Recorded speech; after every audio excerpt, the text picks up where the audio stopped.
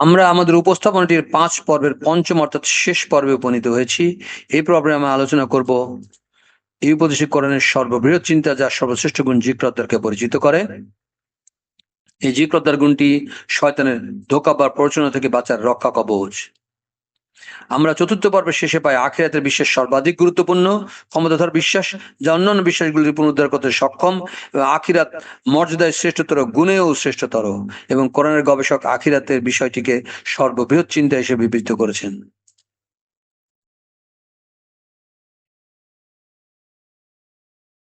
এই সর্ববৃহৎ চিন্তাকে সর্বদা জাগ্রত রাখার জন্য আল্লাহ তাআলা নবী রাসূলদের জিক্রতার নামক একটি গুণ দিয়েছিলেন, যা আমরা প্রায় 38 নম্বর সূরা 45 এবং 47 নম্বর আয়াতে স্মরণ করো আমার বান্দা ইব্রাহিম, ইসহাক ও ইয়াকুবের কথা।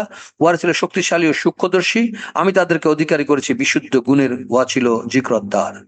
জিক্রদ্দারের অর্থ বাড়ির স্মরণ, যার মাধ্যমে এটাই বোঝানো হয়েছে যে এই পৃথিবী মানুষের জন্য সত্যিকার অর্থে বাড়ি নয়, এটা একটা সরাইখানা বা ক্ষণিকের যাত্রা বিরতি। তা যা কিছুই হোক না কেন, মানুষকে অবশ্যই এই পৃথিবী ছাড়তে হবে। মানুষের সত্যিকারের বাড়ি হলো আখিরাত।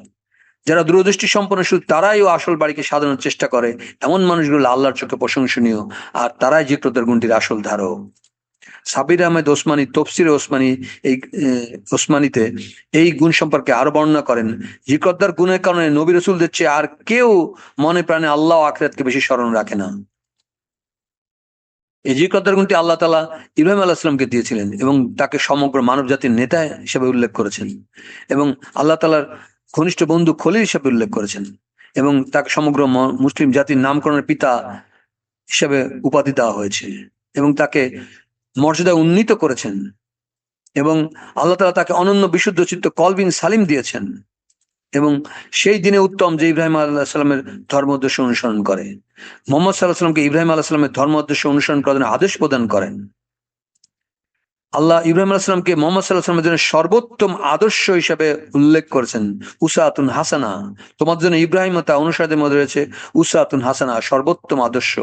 একজন মুমিন দিনে 5 ওয়াক্ত নামাজে অন্তত 20 বার ইব্রাহিম আলাইহিস সালামের নাম উচ্চারণ করে, এবং আল্লাহ সুবহানাহু ওয়া তাআলা তার নাম 69 বার কোরআনে উল্লেখ করেছেন। কোরআনে ইব্রাহিম আলাইহিস সালামের এমন উচ্চ উপাধিতে বর্ণ হওয়ার বা সম্মানিত হওয়ার বর্ণনা তাকে সর্বশ্রেষ্ঠ গুণ জিক্রতের যথাযথ ধারক হিসেবে প্রমাণ করে। আল্লাহ তাআলা নির্দেশ অনুযায়ী মুহাম্মদ সাল্লাল্লাহু আলাইহি ওয়াসাল্লাম ইব্রাহিম আলাইহিস সালামকে অনুসরণ করেছিল, যা আল্লাহ সুবহানাহু ওয়া তাআলা স্পষ্ট বলেন, যারা ইব্রাহিম অনুসরণ করেছে তাহারা এবং এই নবী যারা ঈমান আনিয়াছে মানুষের মধ্যে তারা ইব্রাহিমের ঘনিষ্ঠতম, আল্লাহ মুমিনদের অভিভাবক। ইব্রাহিম আলাইহিস সালামকে অনুসরণ করে মুহাম্মদ সাল্লাল্লাহু আলাইহি ওয়াসাল্লামও জিক্রতার গুণটির যথাযথ ধারক হন। ফলে মুহাম্মদ সাল্লাল্লাহু আলাইহি ওয়াসাল্লাম আমাদের জন্য সর্বোত্তম আদর্শ উসাতুন হাসানা হিসেবে আল্লাহ সুবহানাহু ওয়া তাআলা উল্লেখ করেছেন 33 নম্বর সূরার 21 নম্বর আয়াতে। অস্কুরি বাদানা ইব্রাহিম ইসহাক ইয়াকুব উলিল আইদি ওয়াল আবসার ইন্না আখলাসনাহুম বিখালিসাতিন জিক্রতার। আল্লাহ সুবহানাহু ওয়া তাআলা জিক্রতার পূর্বে খালিস শব্দ ব্যবহার করেছেন, আর এর অর্থ হচ্ছে বিশুদ্ধ। এই বিশুদ্ধ অবস্থাটি সর্বাধিক বা অধিক গুরুত্ব প্রকাশ করার জন্য আল্লাহ সুবহানাহু ওয়া তাআলা খালিস শব্দটি জিক্রতার পূর্বে 2 বার ব্যবহার করেছেন। আর এই দ্বিরুক্তির সাথে 3 সমগ্র কোরআন শুধুমাত্র একবারই লক্ষ্য করা যায়, যা জিক্রদ্দার গুণটি সর্বোচ্চ বিশুদ্ধ অবস্থা প্রকাশ করার জন্য ব্যবহার করা হয়েছে। লামিনাল মুস্তাফাইনাল আখিয়ার, অবশ্যই তারা ছিল আমার বাছাইকৃতের মধ্যে শ্রেষ্ঠ। নবী রাসূল আল্লাহ তাআলার কাছে পছন্দনীয় মানুষ, তাই আল্লাহ তাদের ক্ষেত্রে ইস্তফা বা বাছাইকৃত শব্দ ব্যবহার করেছেন। এই ইস্তফা শব্দের বিশেষ্য হলো মুস্তাফা, কিন্তু সমগ্র কোরআনে মুস্তাফা শব্দের সঙ্গে কখনোই আল খাই শব্দ ব্যবহার করা হয়নি, যা বাছাইকৃতের মধ্যে শ্রেষ্ঠ। শুধুমাত্র এই ক্ষেত্রে জিক্রতার গুণটি সর্বোচ্চ অনন্য প্রভাব প্রকাশ করার জন্য আল্লাহ তাআলা ব্যবহার করেছেন মুস্তাফাইন আল আখিয়ার। মুস্তাফাইন আল আখিয়ার কোরআনে মানুষকে দেওয়া সর্বোচ্চ উপাধি, আর এই উপাধিতে উপনীত হওয়ার পর তাওহীদ বা ঈমানের অন্যান্য বিষয়গুলি অবশ্য সম্পর্কে কারো কোনো প্রশ্ন থাকার কথা নয়, যেহেতু জিক্রতার কোরআনের সর্ববৃহৎ চিন্তাকে জাগ্রত করে এবং সবচেয়ে বিশুদ্ধ গুণ হিসেবে মানুষকে সর্বোচ্চ পদে মুস্তাফাইন আল আখিরে পৌঁছে দিতে পারে। এতে করে জিক্রতার গুণটি কোরআনের সর্বশ্রেষ্ঠ গুণ হিসেবে স্পষ্টভাবে প্রমাণিত হয়। তো মানুষের সবচেয়ে বড় শত্রু শয়তান কখনোই চায় না মানুষ জিক্রতার গুণটির ধারক হোক, যা মানুষের জন্য সবচেয়ে বড় রহমতে অনন্ত জীবনের সুখ বয়ে আনবে। শত্রু শয়তান মানুষের কাজকে শোভন করে, অর্থাৎ খারাপকে ভালো দিয়ে মানুষকে পথভ্রষ্ট করে, যা আল্লাহ সুবহানাহু ওয়া তাআলা 15 নম্বর সূরা 39 নম্বর আয়াতে বর্ণনা করছেন।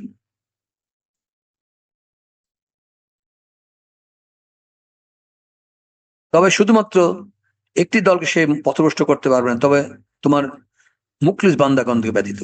মুখলিস কারা? তারাই মুখলিস যার ভিতরে খালিস আছে, অর্থাৎ খালিস শব্দ দেখতে পাই আমরা জিক্রদ্দারের পূর্বে একবার, আরো একবার দেখতে পাই জিক্রদ্দারের পূর্বে। অর্থাৎ জিক্রদ্দারের অর্থ আখিরাতের স্মরণ, যাতে খালিসের সর্বোচ্চ স্তর নিহিত। তাই মুখলিসরা জিক্রদ্দার গুণটির আসল ধারক। এই গুণটির কারণে তারা সত্যিকার অর্থে আখিরাতের স্মরণ রাখে। যাদের আখিরাতের স্মরণ নেই তাদের জিক্রদ্দার গুণটি নেই। তারা আখিরাতে বিশ্বাস করে না, আর যারা আখিরাতে বিশ্বাস করে না, আল্লাহ সুবহানাহু ওয়া তাআলা বলছেন আমি তাদের দৃষ্টিতে তাদের কর্মকে শোভন করেছি, এবং শোভনীয় করে শয়তান তাদেরকে পথভ্রষ্ট করতে পারে।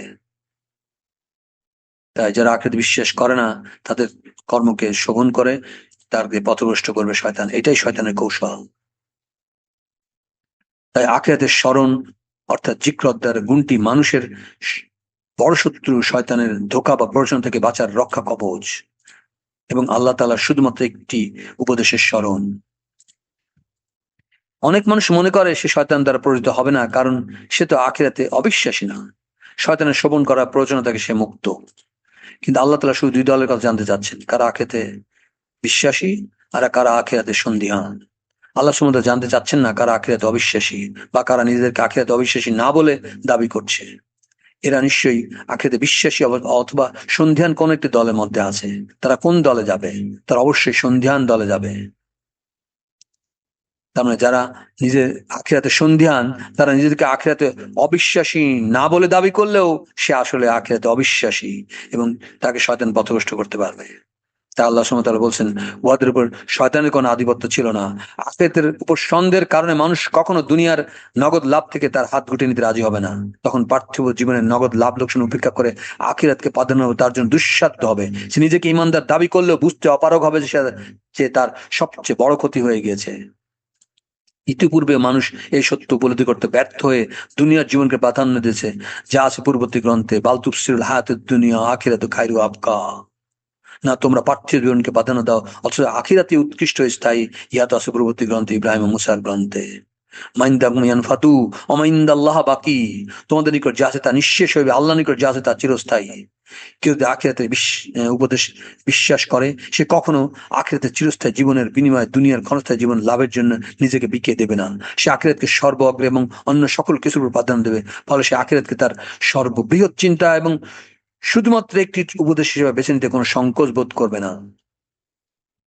পূর্বে শয়তান আল্লাহর মূল কিতাব পরিবর্তন করে আল্লাহর রসুলকে পুত্র বলা শোভনীয় করেছে, কিন্তু এবার 1400 বছর পরেও কোরআন পরিবর্তন করতে না পারায় শয়তানের কি কোনো সাফল্য নাই? শয়তান কি ব্যর্থ, ক্লান্ত, অবসর নিয়েছে? না, শয়তান কোরআনের শুধুমাত্র একটি উপদেশ যা একাই মানুষকে সঠিক পথে রাখতে পারে, সেটির স্থানে অন্য কিছু অধিক গুরুত্বপূর্ণ করে এই উপদেশটিকে কোরআনের অন্য সকল আদর্শ উপদেশের সাথে মিলিয়ে শোভনীয় করে এর একত্ব এবং অনন্যতাটাকে ঢেকে ফেলেছে। এখন আমাদের চিন্তা করা উচিত কিভাবে কোনটি উপদেশটির স্থান দখল করে নিল। আমরা আমাদের উপস্থাপনার সব শেষ পর্যায়ে এখানে চলে আসছি। ধৈর্য সহকারে শোনার জন্য ধন্যবাদ। আমার ইমেল স্ক্রিনে দেখানো হলো।